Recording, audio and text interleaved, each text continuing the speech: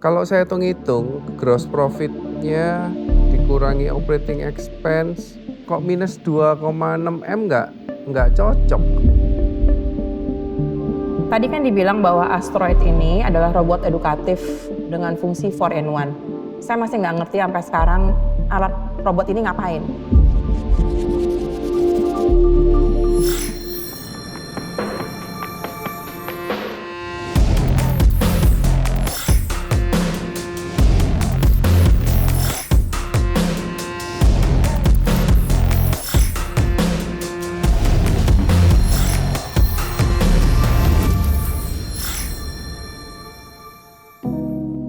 Kita tetap dalam sebuah kompetisi, tapi aku berharap beberapa input yang ada tadi bisa digunakan sebaik-baiknya. Ini tahunmu, Mas. Selamat, Mas Jonathan. Selamat buat yang di belakang Anda lolos ke babak berikutnya. Challengers harus mampu meyakinkan para coach bahwa bisnis yang mereka bangun layak untuk dilanjutkan ke tahap berikutnya. Dalam waktu 3 menit, mereka mempresentasikan ide, strategi, dan nilai yang mereka bawa. Setiap kalimat berarti, setiap gestur dinilai. Dan setiap keputusan akan menentukan langkah mereka berikutnya. Dari challengers yang tersisa, masih ada success ticket yang harus mereka perebutkan. Dan persaingan semakin terasa nyata.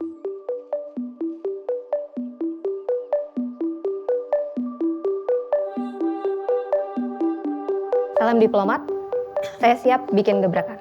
Nama saya Andina, salah satu core team dari Pasar Guyup. Pasar Guyup sendiri lahir karena kita melihat satu masalah bahwa UMKM lokal itu banyak yang kesulitan mencari pasar yang tepat, market yang tepat untuk dia branding dan juga kolaborasi. Maka kita melahirkan satu eco-local market yang juga rutin dengan sistem waste management yang sudah terkelola dengan baik.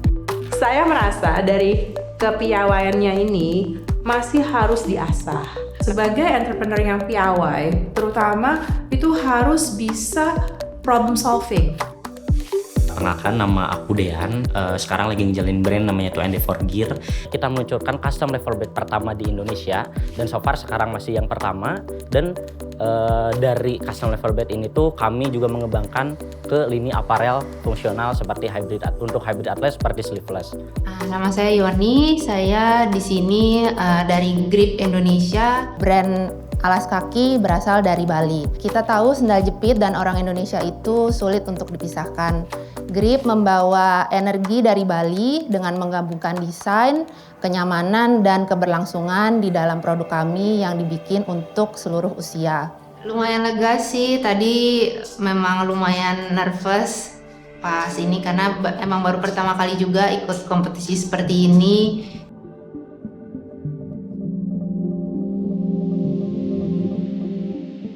Ini perusahaannya revenue-nya klaimnya 38 M, betul? Itu valuasinya. Valuasinya Ya. tadi ngomong 37. Ya, 37. Revenue-nya bilangnya 38 M. Iya, betul. Betul. Ya. Kalau saya hitung-hitung, gross profit-nya dikurangi operating expense, kok minus 2,6 M nggak cocok. Harusnya kalau kamu udah bisa bilang valuation-nya 37 M, revenue 38 M, net income-nya kok minus ya? Jadi kalau secara vertical analysis, jadi sebenarnya percentage dari gross profit, dari revenue gross profit sampai net profit, si Grip akan mendesainnya berapa persen sebenarnya? Kurang lebih sih sekitar 40-30%. Dan kurang lebih 40-30% untuk 38 M jauh banget nih. Jadi realnya berapa? Kalau untuk total grossnya itu sekitar 78. Brand gede loh, hitungannya hati-hati ya. Be very careful. Kamu ngomongin inventory, gross profit sama net profitnya masih pusing loh. Posisinya CEO, right? Hati-hati ya. Kita harus tahu luar dalam ya, segala detail-detailnya itu supaya bisa memberikan keputusan yang lebih baik. Jadi memang tadi sempat ditanya soal keuangan, terus juga dapat masukan juga untuk lebih hati-hati lagi untuk soal finance di perusahaan gitu. Gimana caranya bisa mungkin membuat ini jadi scalable ke skala nasional? Ya, harapan kami sebenarnya membuat Pasar Guyup ini lahir dari masalah utama tadi ya, sampah. Jadi kita memang menduplikasi pasar-pasar sejenis, tapi kita tambahin lagi nilai value-nya yaitu waste management untuk pemilahan sampah yang mana saat ini tuh berbagai event tuh masalah utamanya tuh after event adalah itu gitu. Nah, I just don't understand apa business modelnya. Mungkin pertanyaan saya, fundamentally Pasar Guyup ini bisnis kan?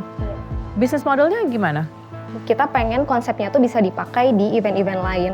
Yang mana mungkin event lain ada yang sudah menerapkan tentang pengelolaan sampah. Sorry, no. Maksud saya tuh bukan konsepnya, tapi pertanyaannya, how do you make money? Aku sih kayaknya udah maksimal dari akunya, cuman mungkin untuk coachnya belum maksimal gitu. Kayak, mungkin aku juga harus lebih menggali lagi gitu. Pertama kita memang dari sponsor itu cuma 40%, sisanya itu dari tenant fee sama workshop. Kita ada kegiatan yang juga berbayar, yang mana itu nanti akan menghasilkan revenue buat kita juga gitu di situ. Ini minta pendanaan untuk apa? Karena ada biaya operasional yang harus ditutupin juga. Sebenarnya semakin besar event, semakin banyak juga operasional yang di ini. Kalau menjalankan bisnis itu pasti kita mesti punya stamina, kan, mesti punya energi untuk supaya kita mau menjalankan bisnis itu terus menerus. Nah, kalau bisnis modelnya itu seperti itu, saya sangat mengkhawatirkan longevitas dari bisnis itu sendiri. Di sini kita tidak hanya mencari sebuah bisnis yang memang ada duitnya, tapi juga ada story di belakangnya, dan kita mencari seorang founder yang betul-betul punya kepiawaian dalam menjalankannya. Hasil dari presentasi dari ketiga challengers kali ini, yang akan lolos ke babak selanjutnya adalah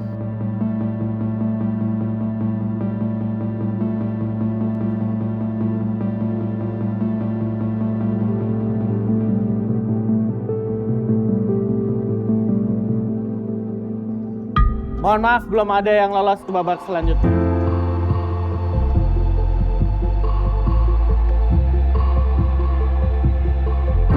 Dari batch kita nggak ada yang lolos hari ini. Pertama, memang ini kan pertama kali dan udah berhasil juga sampai sejauh ini, jadi ya tetap semangat. So far karena ini udah selesai, jujur udah lega juga.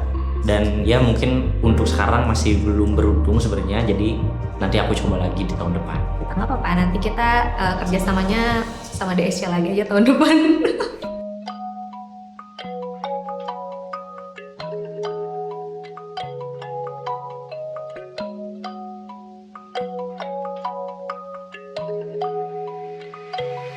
Perkenalkan, namaku Nikade Intan Olivia Italiana, bisa dipanggil Olivia. Bisnisnya dari Asteroid by Asteria Academy. Asteroid adalah robot edukatif 4-in-1 yang mampu mengubah screen time pasif menjadi STEM time yang aktif.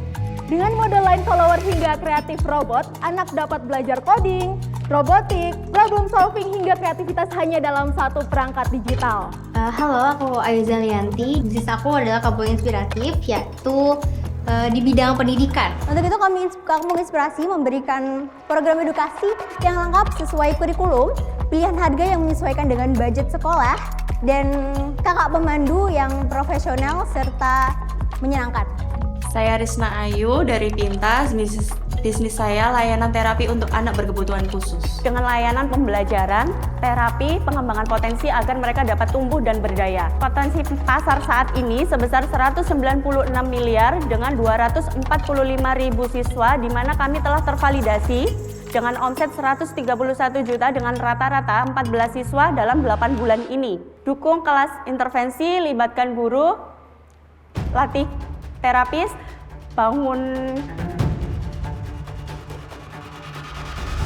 latih terapis, bangun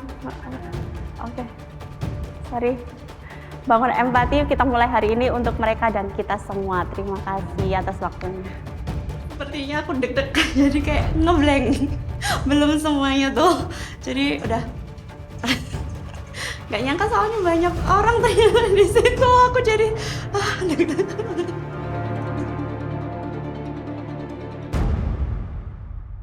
Tadi kan dibilang bahwa Asteroid ini adalah robot edukatif dengan fungsi 4-in-1. Iya. Saya masih nggak ngerti sampai sekarang alat robot ini ngapain. How is that edukatif 4-in-1? Lalu ada aplikasinya lah dan lain-lain. Cara kerjanya gimana? Jadi kalau saya beli ini buat anak saya, lalu apa yang terjadi? Sisi edukatifnya itu adalah dari segi penyusunan kode-kodenya. Jadi ada kode atau codingnya seperti berbelok kiri atau berbelok kanan 4 langkah, 5 langkah, dan ada di aplikasi tersebut. Pitch deck-nya tuh mesti jelasin ini sebenarnya apa. Karena kita nggak ngerti, saya nggak ngerti sih bahwa ada coding dan seperti itu gitu ya untuk kedepannya. Ini bisnisnya udah jalan kan ya? Sudah jalan dari Februari 2025. Jadi sampai sekarang baru dapat uang 131 juta. Ya, dengan rata-rata 14 siswa, namun di bulan ini kami sudah mendapat 21 siswa yang berproses. Masalah investasi, sekarang tempatnya pakai apa ya? Sewa. Oh, sewa? Iya. Oke. Equipment Certification Scholarship Emergency Fund ini, equipmentnya apa yang dibutuhkan? Lebih ke ini, lisensi terapis. Seorang wirausahaan itu sangat penting mempunyai value piawai agar mereka itu ya seperti ini nih, kalau ada yang mengatasi gugup gitu, terus habis itu lebih ke biar piawai mengalihkan rasa gugupnya seperti apa, saya masih belum sampai di situ. Ada beberapa notes untuk presentasi kalian. Jadi yang pertama itu adalah mesti lebih pede lah gitu ya. Kadang-kadang kalau kita presentasi mungkin slide-nya nggak sesuai, mesti tetap jalan, mesti tetap pede karena kita mesti nunjukin bahwa kita tuh tahu banget produk kita tuh seperti apa, kita tahu banget bisnis kita seperti apa. Yang lolos untuk ke tingkat berikutnya adalah timnya Olivia dan juga timnya Tista.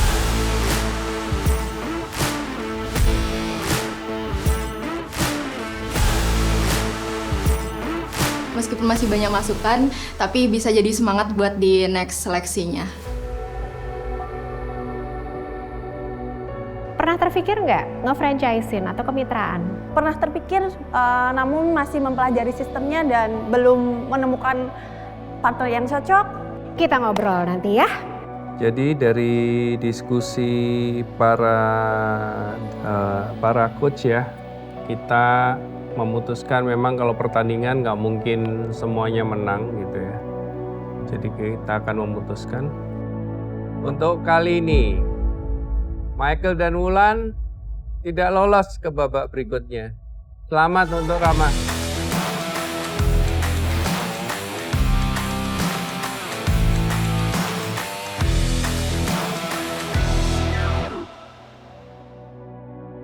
Guys, gua masih mau tarik satu deh. Nutana, masuk babak berikutnya deh. Buka kartu as. Penasaran. Boleh ya? Boleh.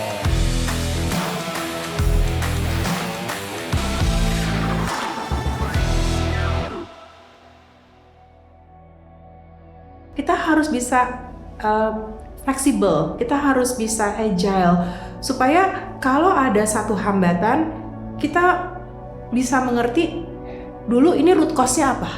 Banyak entrepreneur yang hanya melihat, oh pokoknya problemnya ini, tapi dia tidak take time untuk menggali akar dari permasalahan itu sebenarnya apa. Respect your food, Mas. Aku berdiri mau ngambil itu, Mas. Respect the food, Mas. That's your...